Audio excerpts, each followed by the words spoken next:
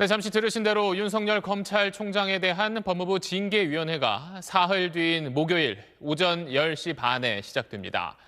윤 총장 측은 검사징계법이 헌법에 위배된다면서 헌법 소원을 제기한 데 이어서 오늘은 추가 자료까지 헌법재판소에 제출했습니다.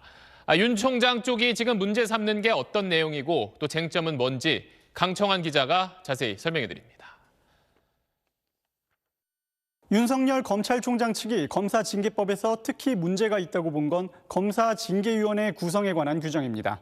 현행법으론 징계위원장인 법무장관이 당연직 위원인 법무차관을 포함해 검사징계위원 2명을 정합니다. 여기에 외부위원 3명도 모두 법무장관이 지명하거나 위촉하게 돼 있어 이 장관의 영향력이 절대적일 수밖에 없는 구조입니다. 징계위가 이렇게 구성돼도 일반 검사 징계할 때는 별 문제가 없습니다. 보통 검사에 대한 징계는 검찰총장이 청구하고 징계 여부나 수위는 법무장관이 꾸린 징계위가 결정하는데 문제는 이번에 검찰총장이 징계 대상자가 됐다는 겁니다. 이러다 보니 징계를 청구한 사람도 법무장관, 징계를 결정하는 사람도 법무장관이 됐습니다. 장관이 검사와 판사 역할을 모두 맡게 된 거죠.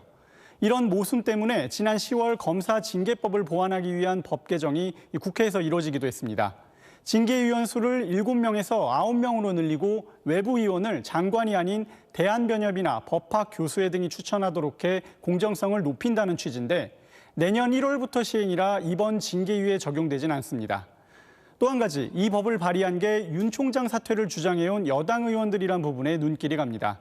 여당 주도로 곧 없어지게 되는 법에 따라 윤 총장 징계 절차를 밟게 된 겁니다.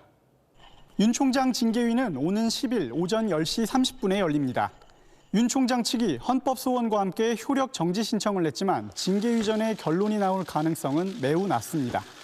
하지만 현행 검사징계법이 검찰총장이 징계 대상자가 되는 상황을 전혀 예측하지 못하고 만들어졌다는 점에서 논란은 계속될 걸로 보입니다. SBS 강청원입니다.